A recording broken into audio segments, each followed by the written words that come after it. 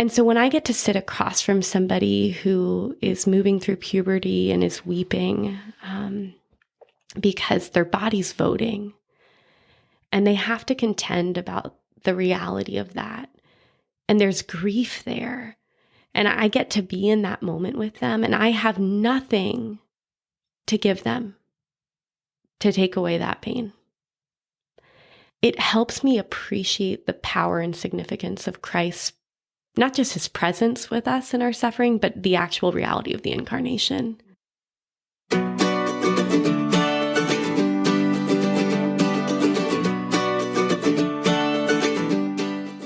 Welcome to This Whole Life, a podcast for all of us seeking sanity and sanctity, and a place to find joy and meaning through the integration of faith and mental health. I'm Pat Millay, a Catholic speaker, musician, and leader, and I'm here with my bride, Kenna, a licensed marriage and family therapist. This is the stuff she and I talk about all the time, doing dishes, in the car, on a date. We're excited to bring you this podcast for educational purposes. It's not therapy or a substitute for mental health care. So come on in, have a seat at our dining room table, and join the conversation with us. We are so glad you're here.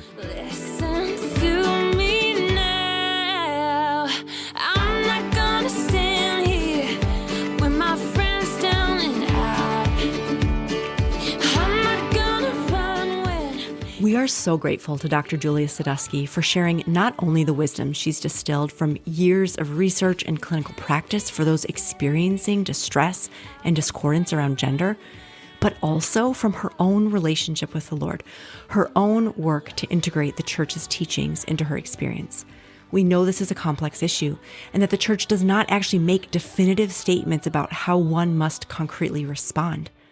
The Church does, however, continue to hold us to the standards of truth and compassion, to be Christ, who is truth and love incarnate, to everyone we encounter.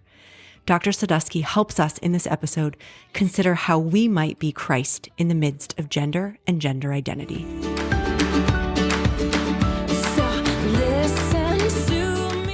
It is This Whole Life, friends. Welcome back. It is great to be with you today, wherever you find yourself. Warm, sunny, rainy, chilly. Minnesota, 5 degrees. What did you say? So we were recording this in January 2025, Yes. And you told me, Kenna, that on Monday, the high is what? Negative 10 degrees. Julia's getting the heck out of Dodge before that, though. That's right. Today, headed out today. Run for your life. Yeah. That's right. Kenna, my love, how are you? Good. Happy to be Excellent. back on this mic with you. Yes, indeed. It's been a minute. Yeah. And I'm really happy to introduce our guest, Dr. Julia Sadusky.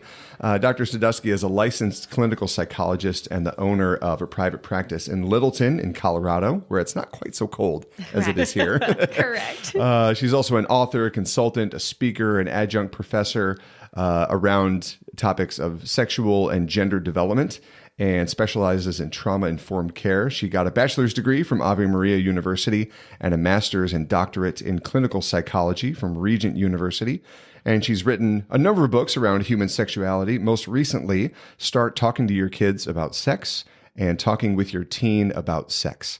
Dr. Julia, so glad to have you. Thanks for being here. Yes, it's good to be with you both. I'm excited for our conversation. Yeah. Well, and Julia, I got connected to you at that Notre Dame symposium this past summer. That's right. On teaching life and human dignity, which was just amazing. And you were on a panel with some other experts. And I came home, I think actually that night, I called Pat from my hotel room and I was like, you need to know what I heard today. And just your perspective, your ability to help us tease out the nuances and the truth. I just am so grateful that you said yes so that we can share what you've come to learn through your research and through your practice with our listeners. So thank you for being here. Absolutely. Yeah.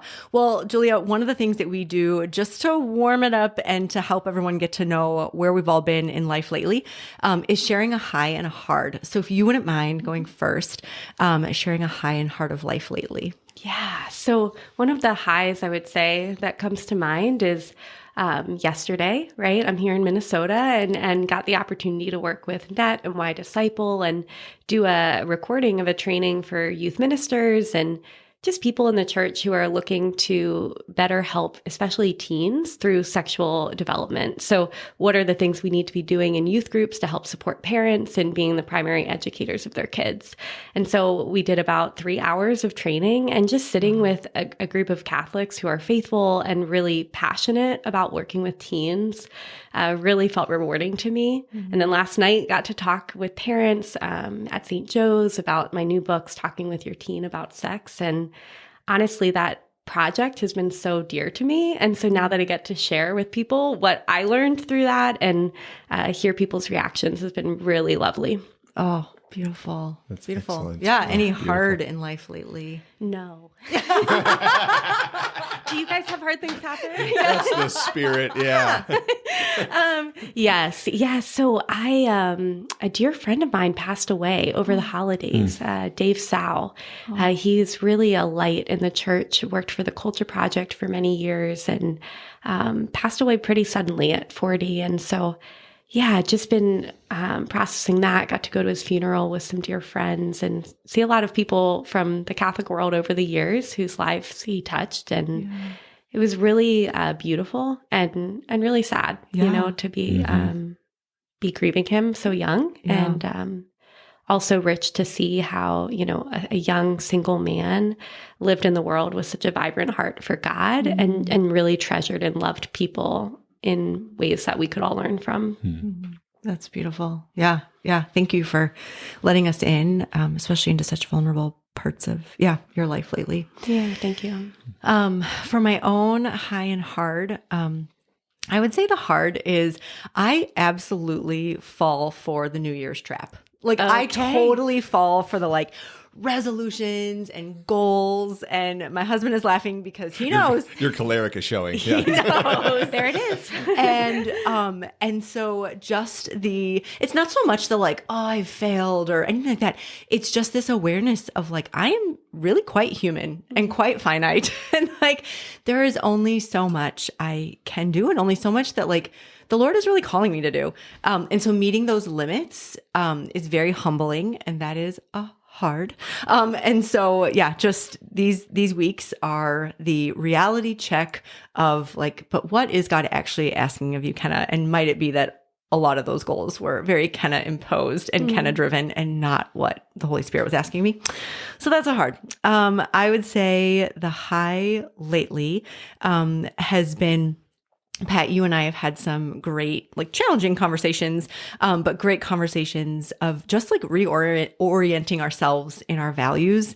And it just, I don't know, things in life can feel so chaotic and it's okay when you and I are feeling steady, even in the midst of kids' sicknesses or kids' behavior issues at school or, whatever, things at work feeling like they're tense.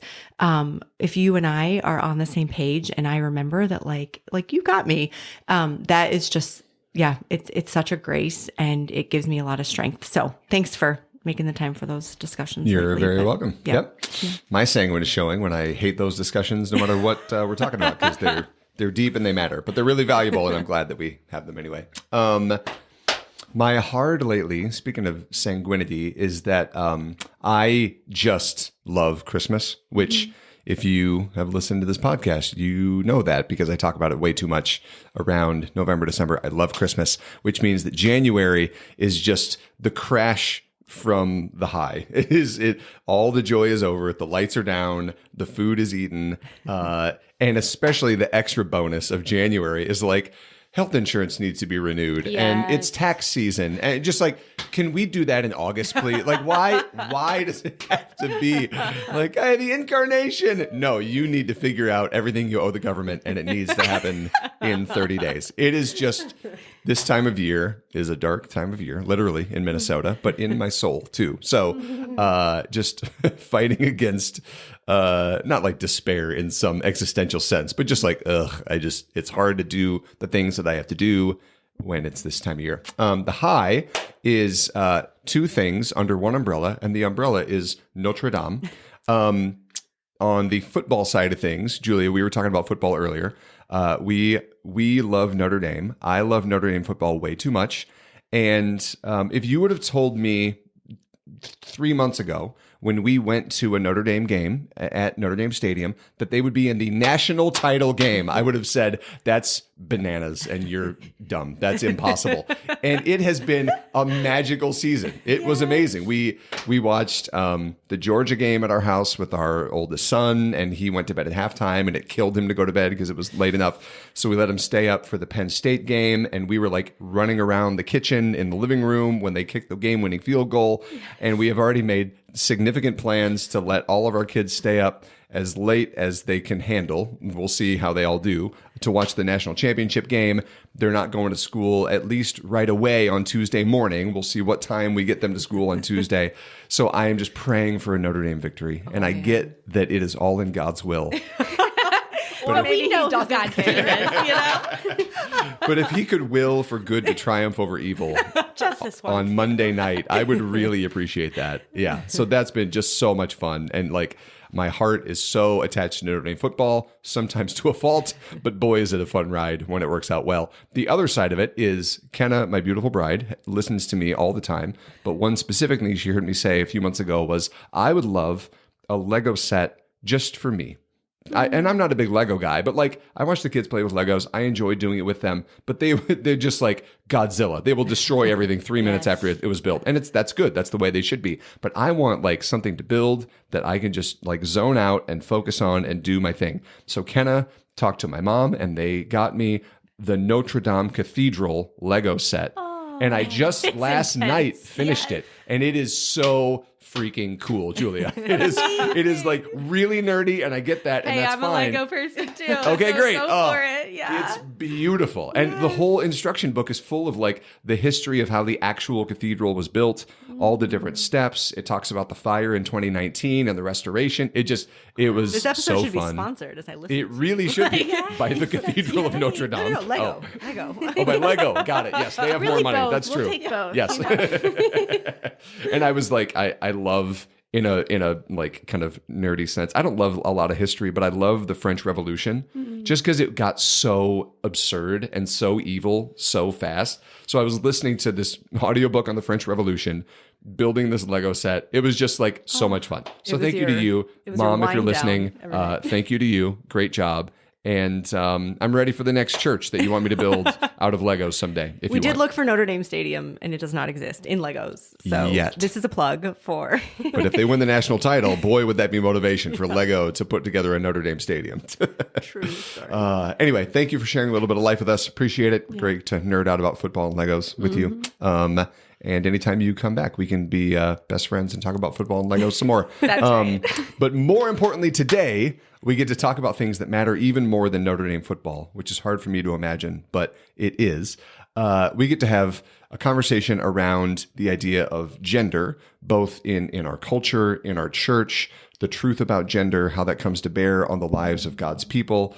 And you listening right now, I am very confident that some of the conversations and rhetoric around gender and gender identity have been maybe swirling around your life in the past 5 to 10 years. You know, especially here in the United States, it seems like that kind of a conversation has really been building and hit kind of a constant hum over the past few years. And I know for myself and for many of us as Catholics, we really don't know how to navigate some of these conversations sometimes. You know, maybe we're confident in what we know to be true about the human person and gender, but maybe we even have some uncertainty around that, what the church teaches. But maybe we don't know how to approach a child or a sibling or our own feelings about our own gender. So really excited to get into this conversation with you, Julia. Yeah. And I think, Pat, as you break that open, I'm aware, like what you said about culture and rhetoric, like I'm aware that sometimes I have this fear and this hesitation to speak about it because I worry that sometimes I'll say things that I don't mean to be offensive or ignorant. And so I think particularly, Julia, just a simple practical thing would be like, today, would you help us with that? Like, would you help us to talk about, to understand like what terminology, what phrasing is respectful and thoughtful? If Pat or I say things and you're like, wow, y'all are really ignorant, like point that out. Like this is a place where we want to be able to learn. Like we trust that you are coming, to us with this through a lens of love and a desire to help our listeners and us to grow, and to be a source of healing for those who have been hurt by the church in this. So just a little like caveat there in the beginning. Please, exercise your expertise here, with us. But yeah, as Pat and I were talking about this episode and considering, the many things that you've written about, Julia, the things that you've studied and researched, the clients that you've seen and the things that you've helped them with, focusing in on gender stood out to us, because for us as parents, right, which is a lot of the folks who are listening to This Whole Life, parenting is everyone's first rodeo. I mean, in some sense, everyone's doing this for the first time, whether that's because you've never parented a 20-year-old before or you've never parented a 2-month-old before. This is the first. And all of us have this desire to do it well. And we're maybe even tripping over ourselves in this like deep, intense desire to know, am I doing this right? And so when we think about something like gender, where there's a lot of nuance and a lot of gray and things exist on spectrums, and there aren't these black and white, rigid, like check the box, you did that right. Just that assurance that so many parents are looking for. I think it helps to have someone like you to accompany us to maybe offer some guidelines, best practices, things to think about as we're each creating our own way forward. What culture is our family going to have? How are we going to parent in this? And so just kind of, to acknowledge that there's a rookiness in all of us around this in some way. That, we as people of faith who are looking at this, desire to bring our children to Jesus in an intentional way, not just to hope that our kids bump into him and find him on their path. And so again, that question of integration of, and then how do we talk about gender? How do we lead our family in a way that is also consonant with our faith? So if you could just do that, Julia, like that's easy. All right. Sounds easy, guys. Great. So and then the final caveat I'll offer is, this won't necessarily be a conversation around sexual orientation or sexual attraction specifically, right? If that comes up, then so be it. If you're listening, we already do have an episode about that, episode 57 with Shannon Ochoa and Father Nathan. This is more about gender identity, what that means. So starting there, Julia, can you help us understand when you as a clinician, as an author, use the phrase gender identity, what do you mean by that? Yeah, so maybe we start with gender, and because I think people will clock that, and then we'll move to gender identity, because both of those things build on each other, but both are often misunderstood and used synonymously. So it's maybe good to distinguish them. So of course, right, as Catholics, we certainly have an understanding of what our sex is, biological sex, right? Male, female. And when we think of gender, we think of more of the psychological, social, and cultural aspects of being a man or woman in the world. So including how masculine or feminine, we kind of map gender in our world. Okay. So that's gender, and it's kind of more broad social, cultural, psychological aspects of maleness and femaleness manifest in our communities. Gender identity is a phrase that's emerged more recently that really maps personal experience of self and says, what is my felt sense of maleness, femaleness, masculinity, femininity, or some alternative understanding that I might reflect about my sense of self. So whereas you mentioned sexual orientation is about attraction, who am I romantically, sexually drawn to? Gender is really about experience of embodiment and the degree to which that aligns, which it does for most people. And then there is a minority of the population for whom gender, that experience of self, is not in alignment with their biological sex. And so that's the group who sometimes may use labels to reflect that that sense of self. And so identity language, of course, is kind of where we have moved in culture to reflect and talked about that is the use of labels. That's very helpful. Thank you. And then when we talk about, when you see in your practice and with your clients out there in the world, when there are people who experience distress or that kind of dissonance between their gender, their perceived gender, and their embodiment. What forms does that take? What do you see that looking like? What is it that what we're talking about in that distress? Yeah, so certainly, there's a psychological diagnosis currently that gives us language to talk about a pretty severe experience of incongruence, a kind of gap, if you will, between gender and biological sex. And so the word for that is gender dysphoria, right? So people might be familiar with that. Euphoria being a positive emotional state, dysphoria being a negative emotional state.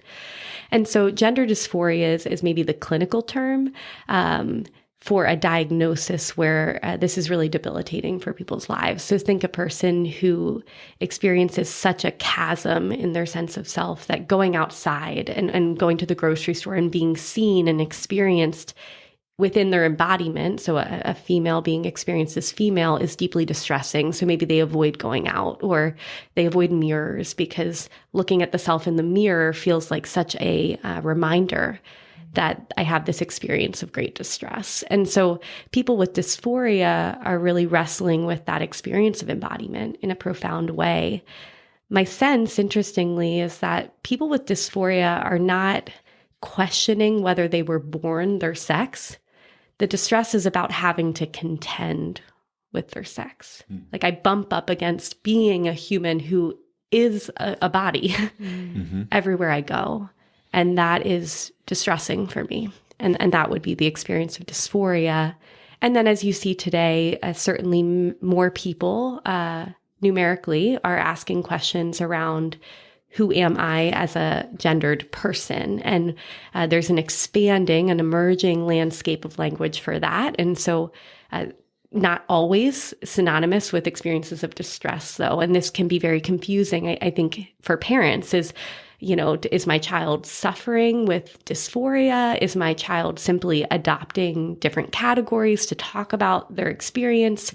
And even young people, some will say, I don't have any distress about this. This is simply who I am. So again, that identity language coming in there, and that creates a lot of opportunities for everybody to speak past each other in this conversation and misunderstand a lot. Yeah. Yeah.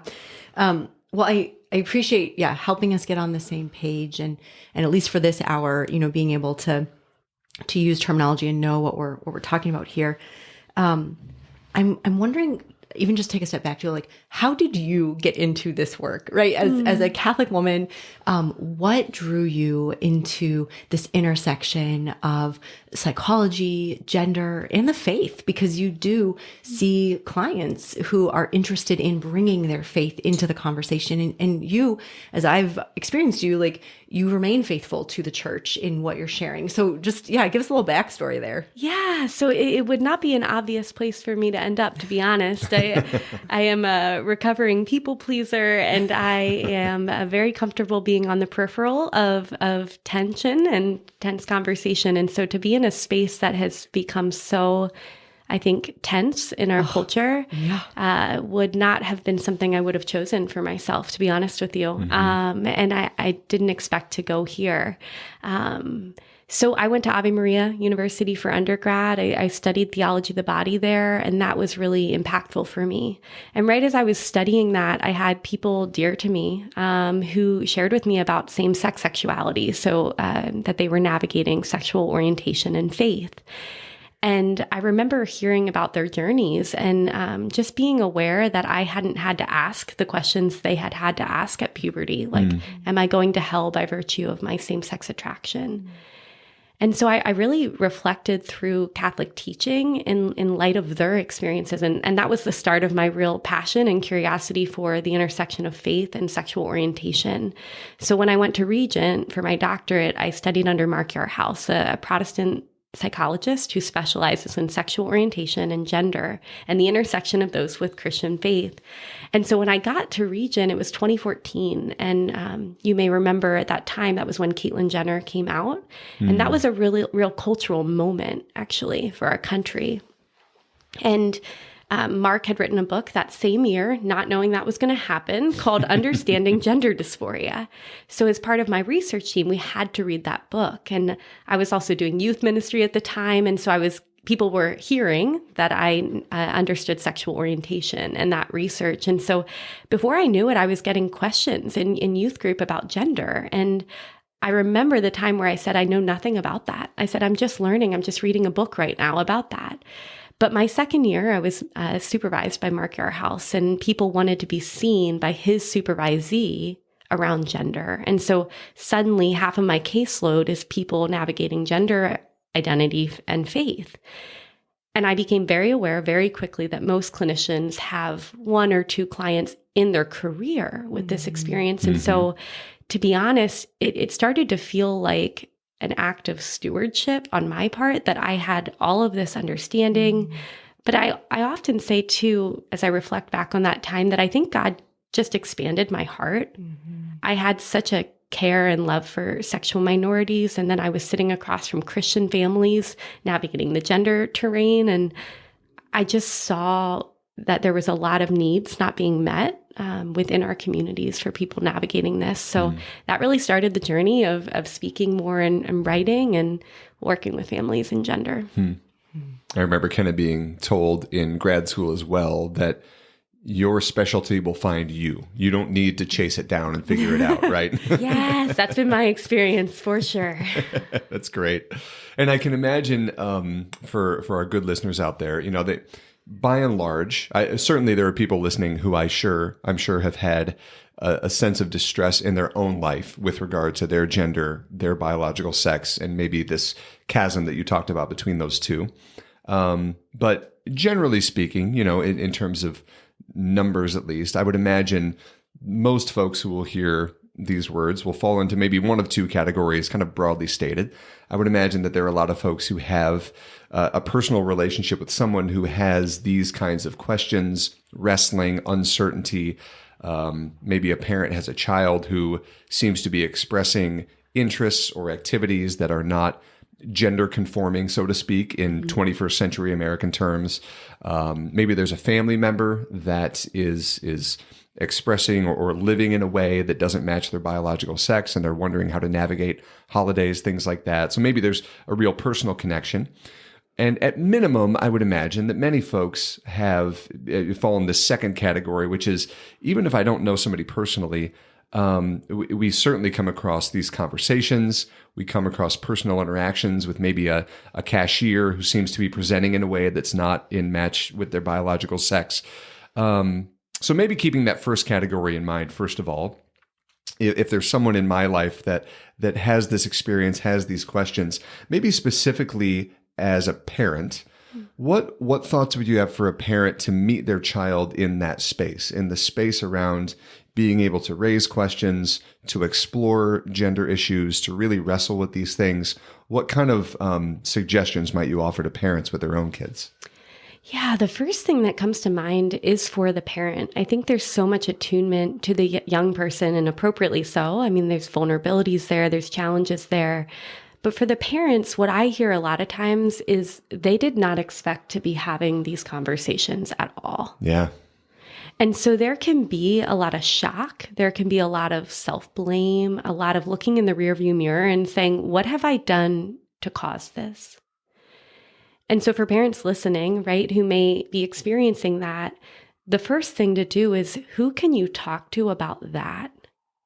Because actually, before you turn to your child and try to figure out, how do I show up for them, there has to be an anchoring in, how am I receiving what's needed to be able to show up in a way that I can look back on with integrity and pride. And most parents, if they're honest, when they're having all of those emotions, right, maybe guilt and maybe confusion, anger, disbelief, shock, grief, all of that has the capacity to come out sideways onto their child. And so I like to just help everybody notice that and say, what would it look like to contain that to spaces where there's not that vulnerability of a child receiving your kind of guttural reactions to a phenomenon as opposed to the person across from you. And this is where I would offer this distinction to parents, which is the political identity versus public versus private identity. So political being the sociocultural movements, the kind of advocacy, the activism that we hear about on TV, that for many Catholics is really concerning. And doesn't represent a Christian worldview. So parents are going to have their own reactions to that. And then there's public identity. You mentioned this, the cashier at the grocery store with they, them pronouns on their name tag. And a parent may be having a reaction to a person in those positions. And it's good to notice what that reaction is. Because what I witness a lot of the time is when a child then shares or a parent becomes aware that a child is navigating these types of questions, the child almost becomes the container for everything the parent feels about the political and the public. And what I want to remind parents is everything that you know to be true about your child is still true. You simply are knowing and seeing more. And as painful as that can be, as challenging as that can be, it's a compliment. Your child trusts you enough. So instead of spending a lot of time in the rearview mirror, looking back, saying, what could I have done differently, which loving parents will do because they love their child, I invite the parent to say, yeah, it's okay to look back. It's okay to talk about that. And then can you turn your attention forward to the person across from you who's a child or a teenager who, despite what they might show you, still is going to need you and cares about your love for them, your attunement to them.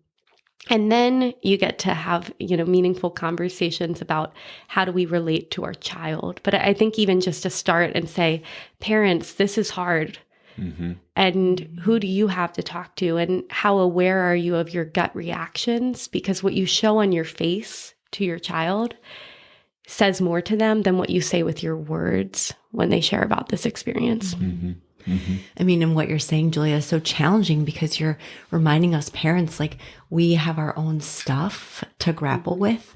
We have our own stuff to maybe heal and to come to terms with, and to look in the eye and to be honest about. I love that you use the word integrity, right? Because it really speaks to this wholeness, that in these moments, in these critical, challenging, maybe even what feels like a crisis, shock, trauma. I mean, like it really can be, our whole selves. There will be no hiding. If we've got stuff that we think we've tucked away really, really well, that is, we are invited to work through that and to be real about that. And so this encouragement for parents to get the support that they need first, and I think that's such a good point. I mean, especially when I'm working with couples, everyone wants to move so quickly through things.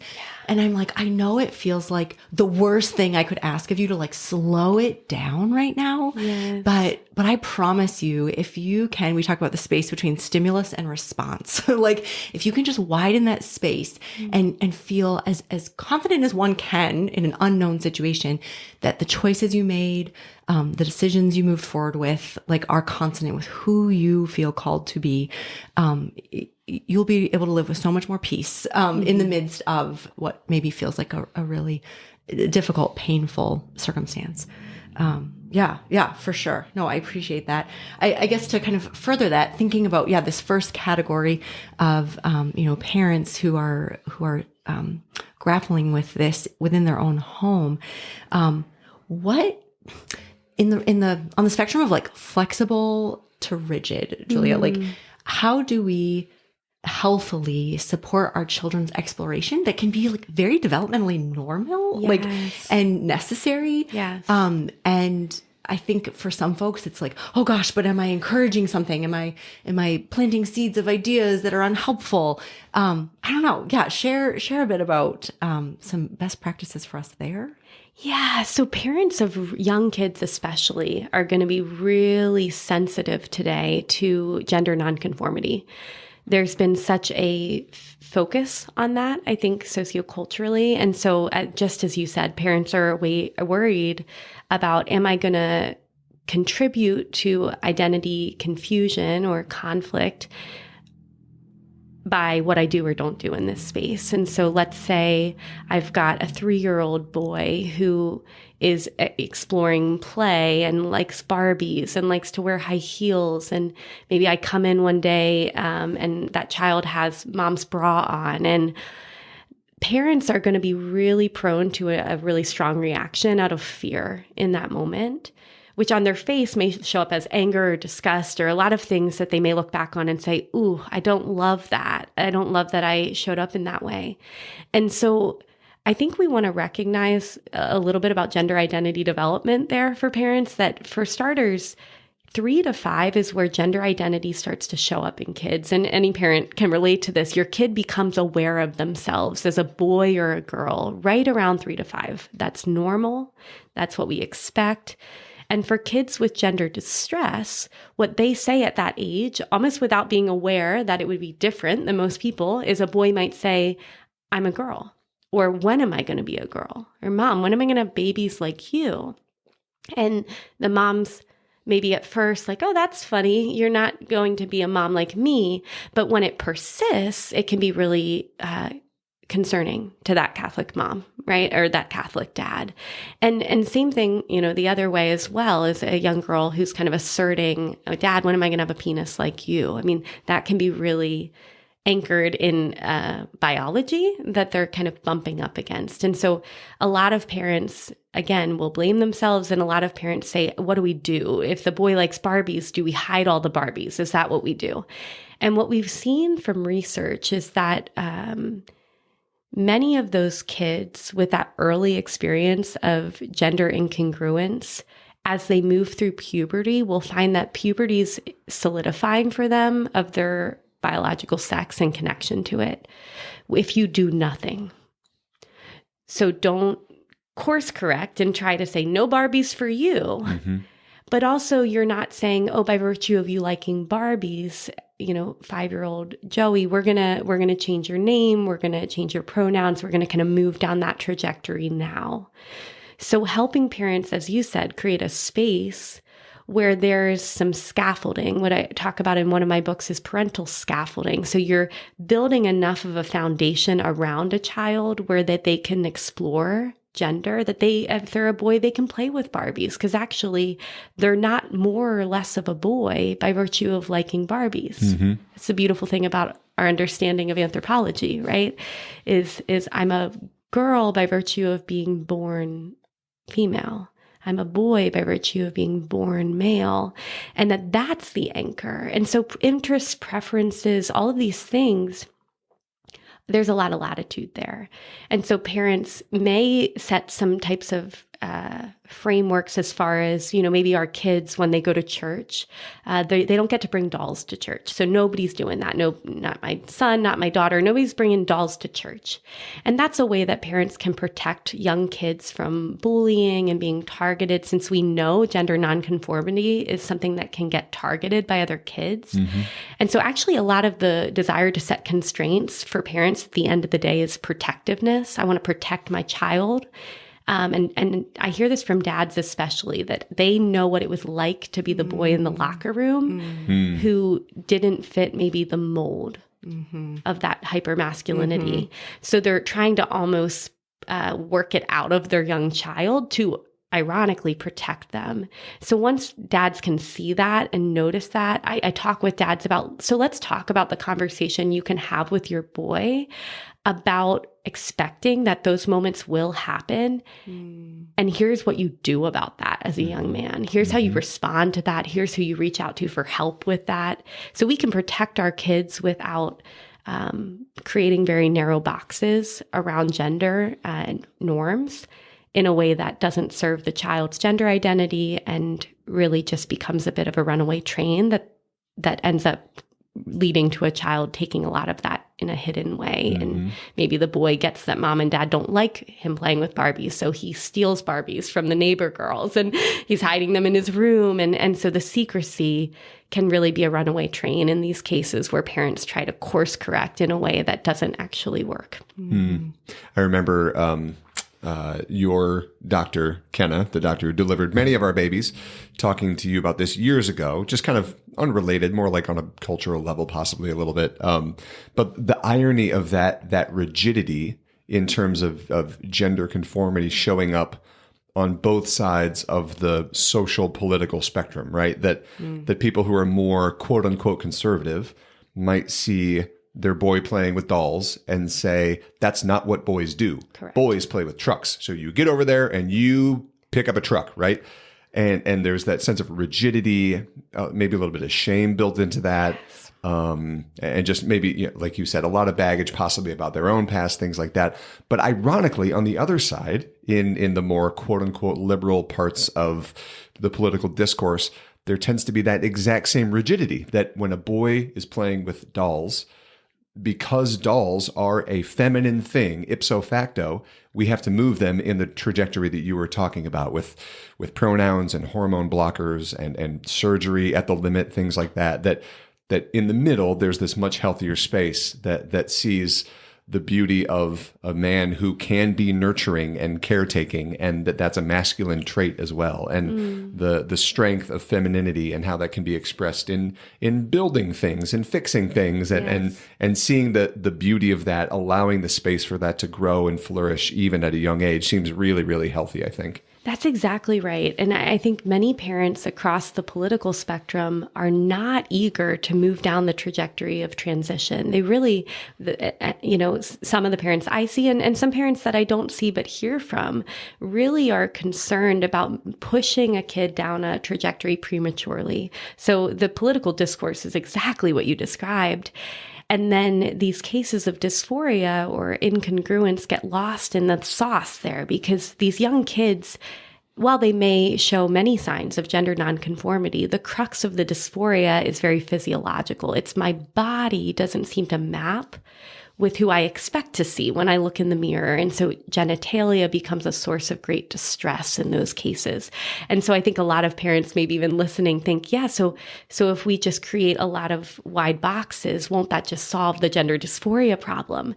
And that's not the case, actually. The deeper reality for people with dysphoria is it's the actual embodiment as a sexed being that is a hard reality to contend with. And so certainly though, in those cases and in a lot of the other cases we're talking about here, expanding and creating more latitude and preparing those kids for what other people might do with their gender nonconformity is really key and is a way to feel, I think, for parents very effective in a space that can feel super unknown. Mm-hmm, mm-hmm. So then, if we're going to shift gears a little bit from that first category of I have this personal experience with a loved one, maybe to, I don't know if it's more common or not, but at least that second category of kind of the cultural experience that we as Christians all run up against. Well, yeah, I think we're all in this category. Yeah, correct. Yeah, if you're out in the world, if you go to Target, you experience this. But to our Amish listeners, what I'm saying, just kidding. They wouldn't have a thing to listen to a podcast anyway. It's fine. So all of us probably have some experience, right? Of whether it's something on social media or a librarian or a teacher for our kids or one of their... For our kids, it's been books. Yeah, for books, things like that, right? Books. And even for us as adults, right? Colleagues, co-workers, family members. Starting with maybe a discussion around, you brought up pronouns earlier, preferred names, things like that. Can you help us give some maybe guidelines and understanding of what a Christian response might be to someone who says, I need to be called by this name and these pronouns? How do we navigate that in a way that's charitable but true? Yeah, great question. I mean, the pronoun piece has been such a hot topic and so central. In fact, it feels to me that many people feel like they have to figure out that pronoun debate before they can step into relationship with people, as if there's no in between. So the first piece is in that example you gave, if a person was to come to, let's say, your youth group, or let's say a student at your school, or a fellow teacher or a colleague who says, hey, I'm in a process of transition and this is my new name and pronouns, it can feel to many Catholics like you have to give an answer right away. And the care you have for the person rises and falls on what you say in that moment. positively or negatively. And so I think taking a step back and remembering that in human relationships, we're allowed to take our time and reflect. And that discernment happens in prayer, it happens in community, it happens with other stakeholders. So in a school setting, it happens with other teachers and the principal, and what's the policy around navigating those types of questions in a school setting. In a youth group, are the parents involved, and are we able to talk with the parents about this journey and how the parents are approaching it at home? Can we have dialogue about that? With parents with a child, are there other children involved, and what kind of impacts are there? If it's a cousin and we see them once a year at Thanksgiving, that may be a little bit different. If they're 12 versus 40 and they've been maybe transitioned 10 years and they're coming back into your life, do you see how it looks quite different? Whew, boy. Depending on who, where, what, when, how. So remember that you have the opportunity in a relationship to say, hey, thank you so much for bringing that to me. I'm so grateful that you trust me enough to bring me into that. What was it like to ask me that? Guessing it was kind of a risk. And most people soften, right? It's not, I'm coming in and this is my list of what I need from you. It's, wow, that means a lot that you would even recognize that was a hard thing to make an ask of you. And then we're having a totally different conversation, right? And then the parent or the teacher or the youth minister or the extended family member may share that, hey, to be honest with you, I don't have an answer right now to your question of like, can you call me this name or pronouns, or your request that I do that? I've maybe not got this question before. It's a bit new to me. Would you be patient with me as I take some time to sit with that? Unless you really feel like it's quite clear in that moment. Most people, if they're honest, it's not totally clear in that moment what to do. And I think that creates space for the Holy Spirit to come in and guide a family. And then I'll share a little bit of maybe best practices with you of ways to navigate that. But I think ultimately remembering that in real relationships, we are allowed to say, hey, this matters to me. You matter to me. Can I take some time with this? And then there's a few follow-up questions I recommend in that type of interaction. I would want to know, if somebody's making that request of me, what it would mean to the person if I did use their name and pronouns. If I was to make that adjustment, what would it mean to you? And a person, as you can imagine, says a lot of different things there. One person might say, it means that you really see me as I am. You really see me as my real gender.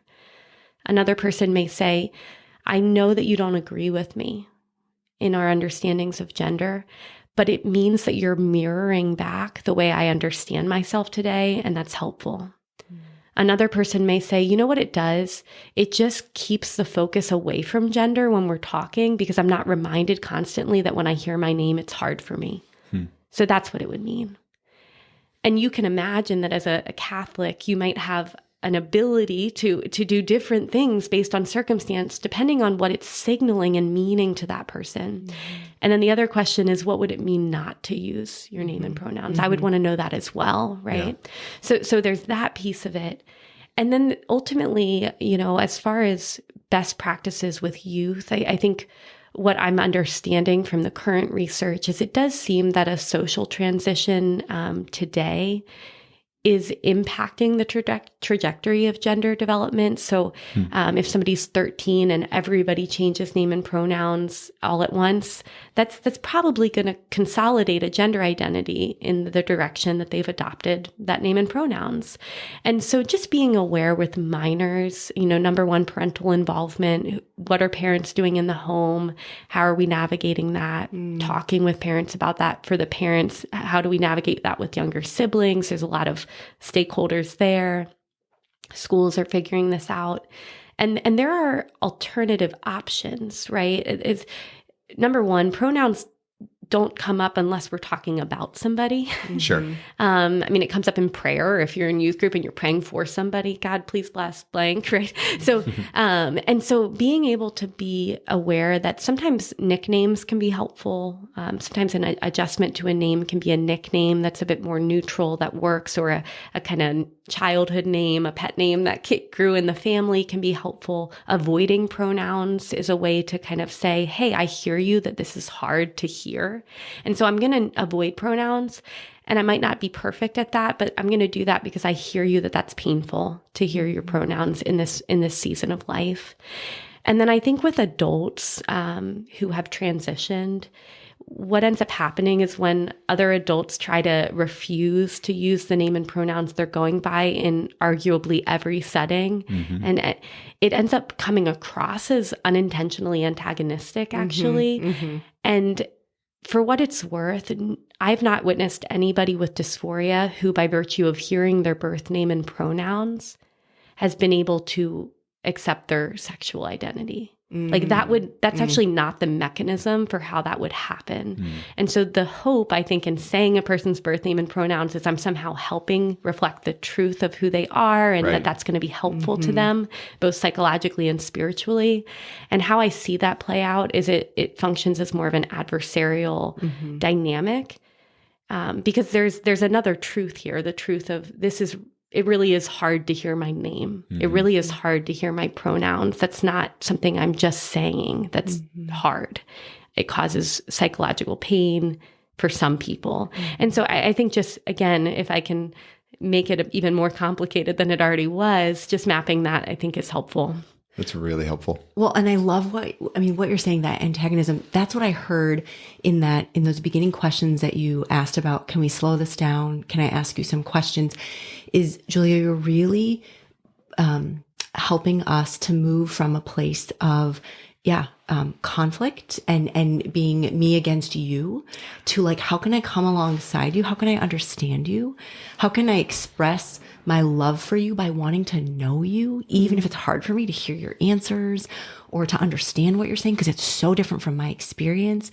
I mean, that is Jesus, right? Like that is, he knows that we aren't winning people by coming in and clobbering them over the head, like you said, with their birth name or their birth pronouns. But how do we do that in accompaniment, and in that like self-gift of like, I'm willing to wade in maybe some uncomfortable waters out of love for you, because I want to come to meet you and I want to know you. I want to understand what it's like to be you, particularly because it's so different from what I experience. And so I just, as I'm talking, I'm like, ooh, fear. Like how do we help ourselves to not be overwhelmed by the fear of like, if I step into this with you, what does that mean? What am I saying? Like, am I unfaithful? Am I no longer like living in truth? You know, just right. That stuff that bubbles in us. And again, I want to say like that slowing down is going to help us grapple with that. Let us feel a bit more solidly rooted, than as if we've just thrown everything we've ever known like out the window. That's right. That's right. Yeah, because you can share that with the person across from you, right? Like, to be honest, I'm really afraid of doing the wrong thing here, and you matter to me, and I don't want to do the wrong thing here, and I'm afraid that I'm saying something I can't say if I do X, and I'm afraid that I'm saying something I also can't say if I do Y, and I feel stuck in the middle of that, to be honest.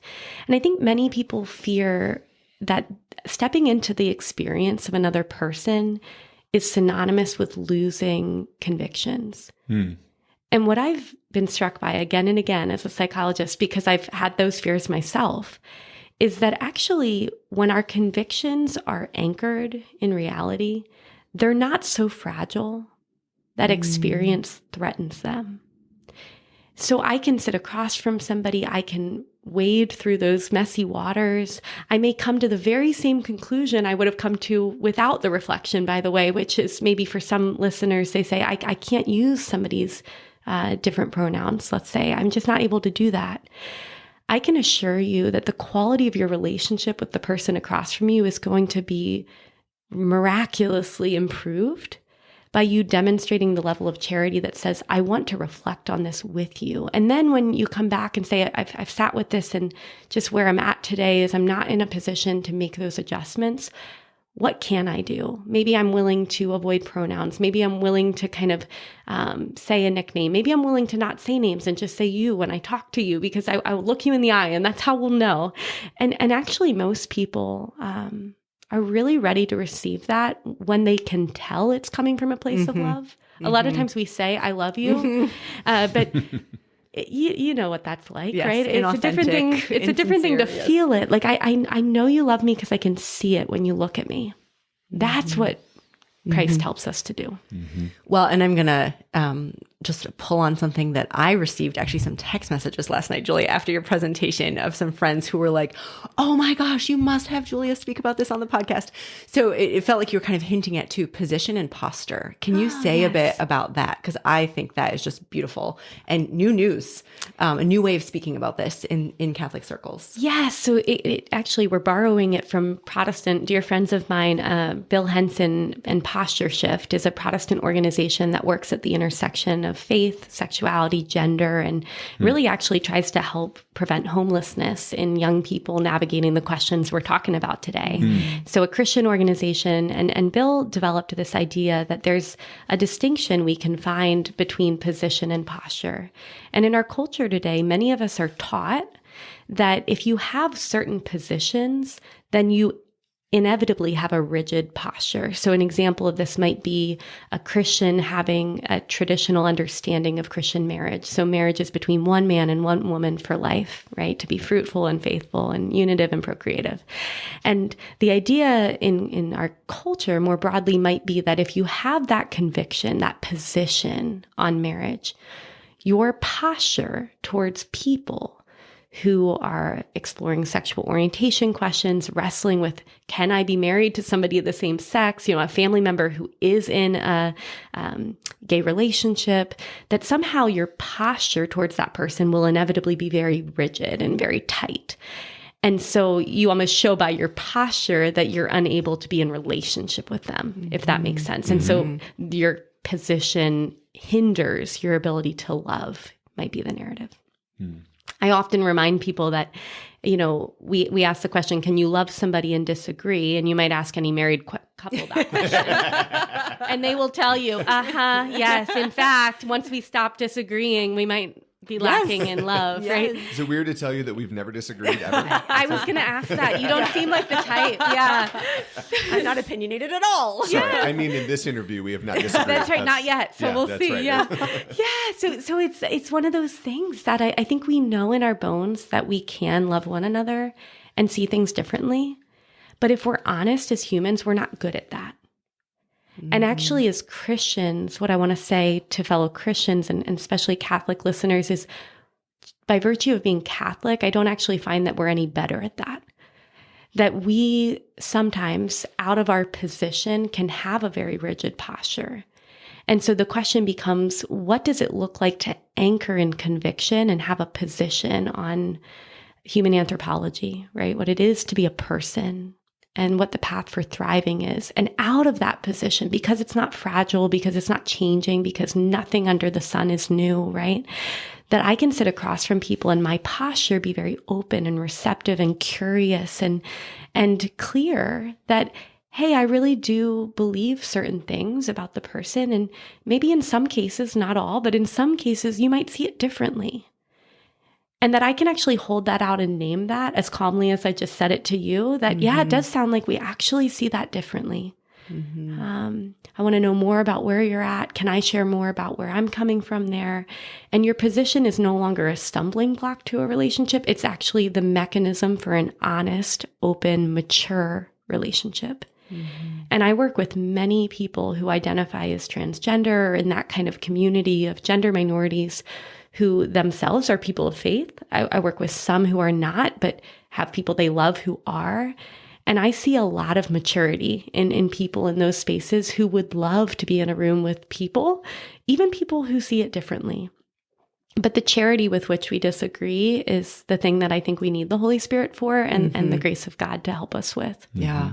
I don't remember, Pat, exactly, and maybe more than one episode, but I feel like Father Nathan, who's often with us, Julia, on these episodes, will speak about like, if we believe as Catholics broadly, right? If we believe that our faith is the truth, what are we worried about? Kind of a thing. Like he's like, we can go out into the margins. Like, what are we worried about? Are we worried that we'll become unconvinced? Yeah. Then what was that? Like, what was it? Faith? Like, was it that's truth? right. Like, and I feel like you are touching on that in this conversation. I remember Isaac Wicker talking about that too. That same idea of like confidence in the fullness of truth means that I don't have to tighten up and get anxious and freak out when someone criticizes it. And he took it to the extreme level, which is beautiful, of like, the gates of hell will not prevail. So like, you can reject it. I can reject it. We can all reject it if we want. It will not stop being true. So why do I have to lose my peace and get into an argument every time abortion or transgenderism or the political spectrum comes up, right?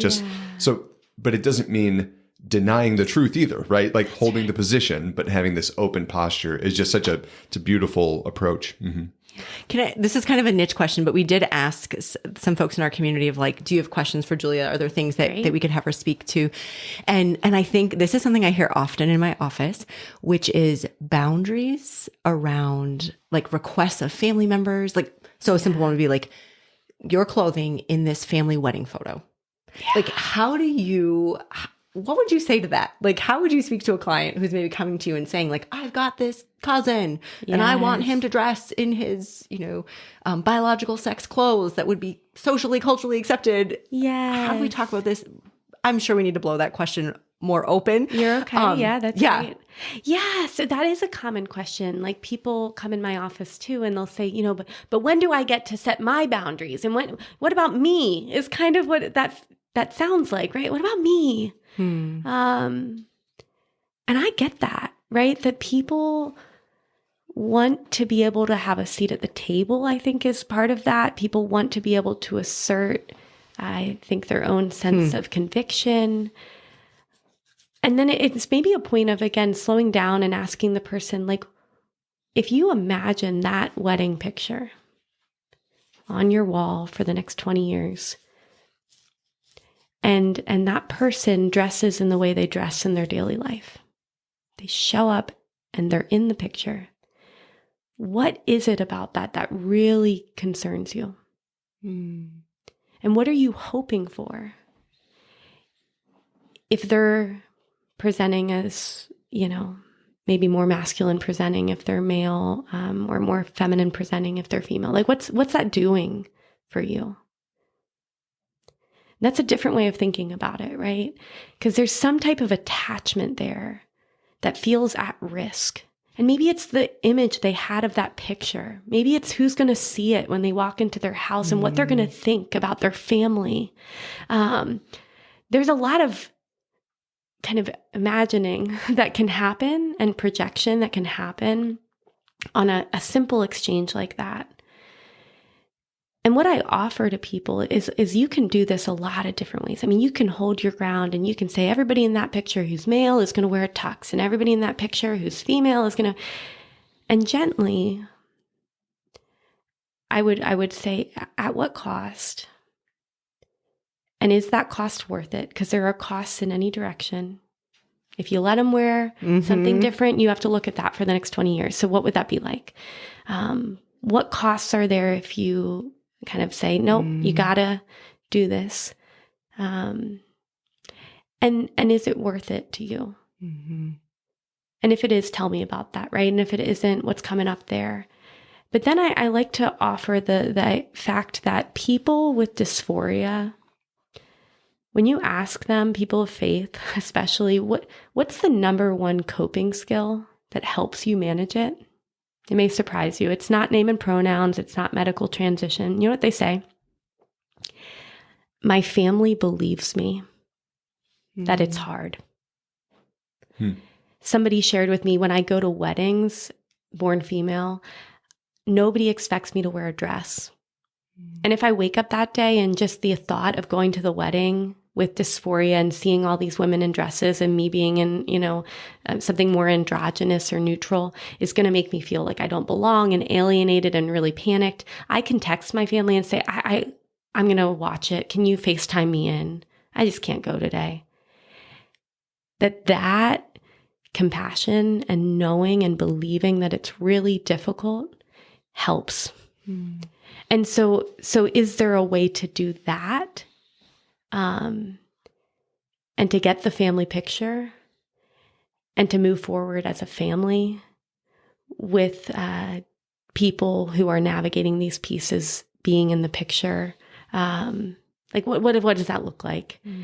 And so again, I think as soon as we start to bristle and you start to hear that kind of desperate plea for like, what about me? That's a cue of like, there's some fear there. There's some hopes there. There's something you're trying to protect. And if we can know what that is, we can figure out there's probably multiple ways to protect that thing. Yep. And lastly, I would say, of course, that gender stereotypes are often the gauge that we use for those types of pieces like dress, presentation. And I may offer to Catholics, right, that we don't believe as Catholics that you're more or less of a man or woman by virtue of the clothing you have on. Right.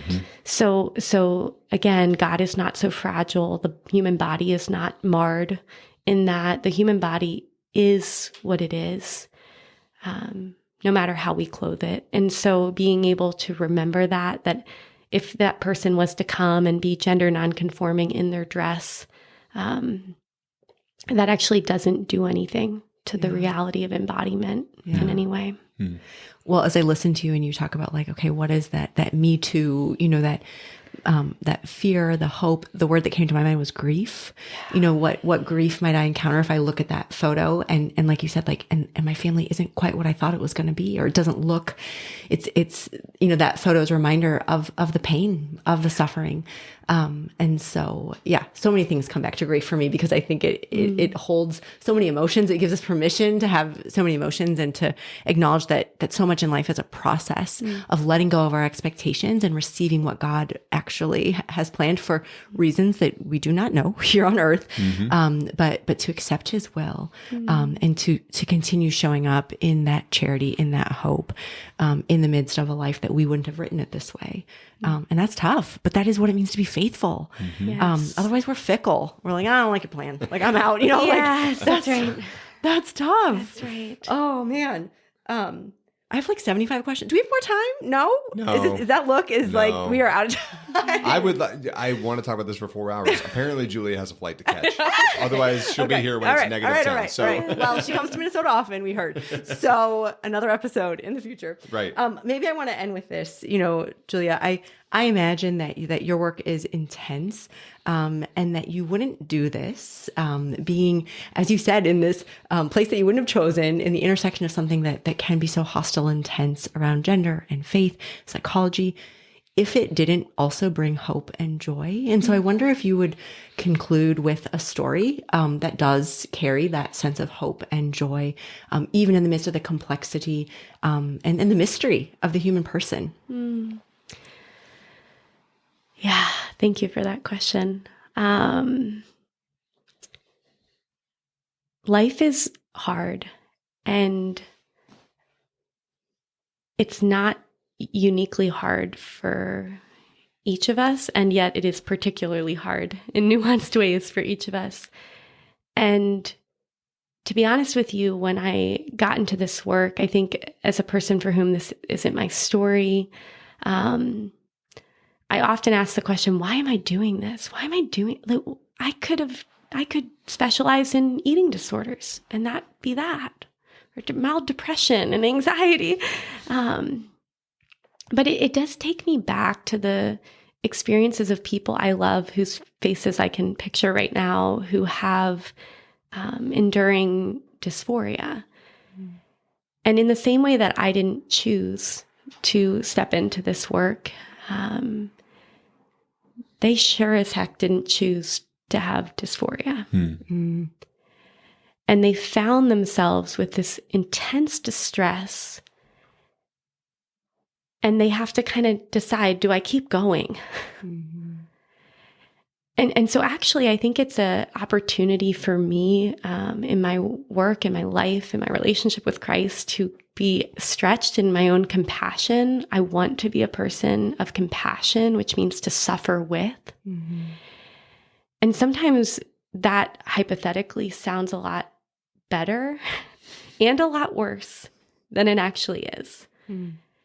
And so when I get to sit across from somebody who is moving through puberty and is weeping because their body's voting, and they have to contend about the reality of that, and there's grief there, and I get to be in that moment with them, and I have nothing to give them to take away that pain.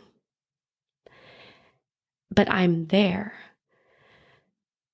It helps me appreciate the power and significance of Christ, not just his presence with us in our suffering, but the actual reality of the incarnation. Mm-hmm. Like, what does it mean that God was so moved with compassion that he had no other solution but to come? And he didn't have to.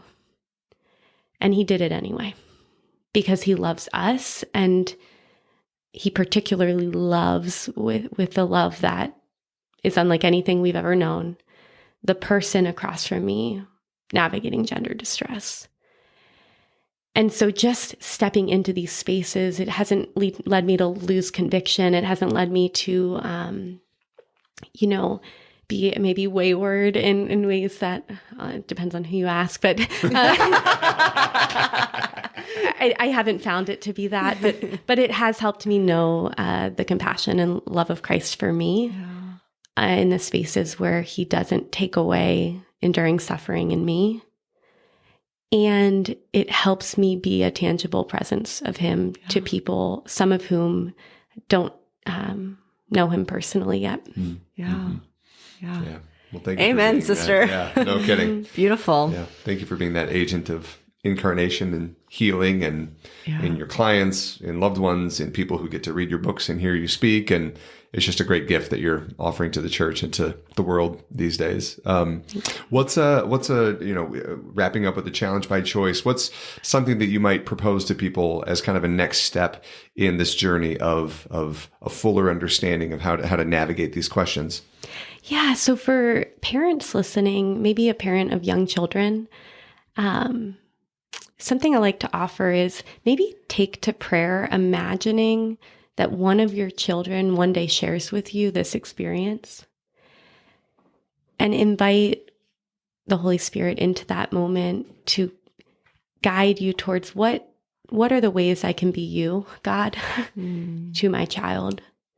I think a lot of parents think to themselves, I'm not going to think about that until it happens, and I really hope it doesn't happen. And that is a strategy that you can use, but what happens is you're not able to show up usually the way you hope.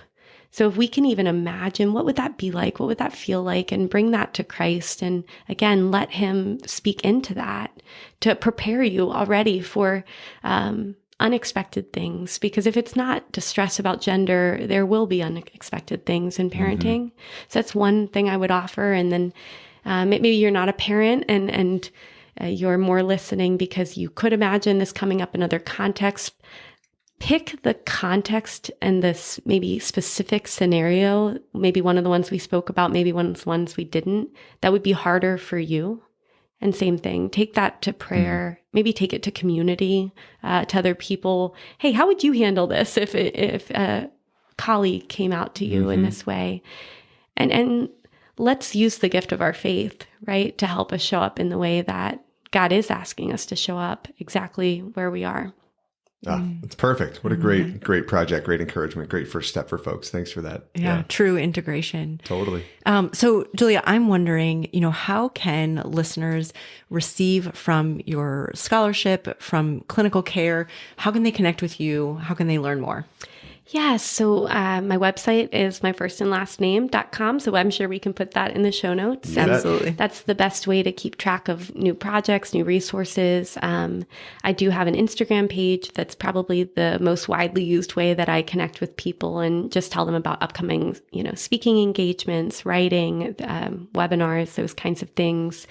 And I've recently started a YouTube channel as well. So I'm hoping to put out a bit more content through visuals that can help people just get free or low cost options. So there's going to be a Patreon attached to that people are welcome to be a part of, to kind of join an online community of people of faith who want to elevate the conversation around sexuality, gender, and faith. Nice. Beautiful. And we just both signed up for your new email list that you're putting together. Yes. So we'll put all those links down below in the show notes for folks to keep up with you. Yeah. Yeah, absolutely. Well, thank you again, Dr. Julia Sadusky. Such a gift to have you in person as well. When we talk about embodiment, like to be together physically, God is so good to make this opportunity happen. And you can always keep up with us listeners on our website, thiswholelifepodcast.com. You can follow us on Instagram at This Whole Life Podcast. We'll be tagging Dr. Julia Sadusky in all the posts related to this episode, so you can follow along with her there as well. You can also send us a note or a text at the bottom of the show notes, and we would love, love, love to hear what you have to say and think, and additional questions that you have around these conversations of gender. They hit us at a heart level because they matter and they touch on real human relationships, and the conversations are just so valuable. So we would love to hear what's on your mind. Can't wait to have you hear from us next time, I guess. And we can't wait to hear from you in the process too. God bless you. You're not alone, you're not alone. This Whole Life is a production of the Martin Center for Integration. Visit us online at thiswholelifepodcast.com. You're not alone, you're not alone, you're not alone.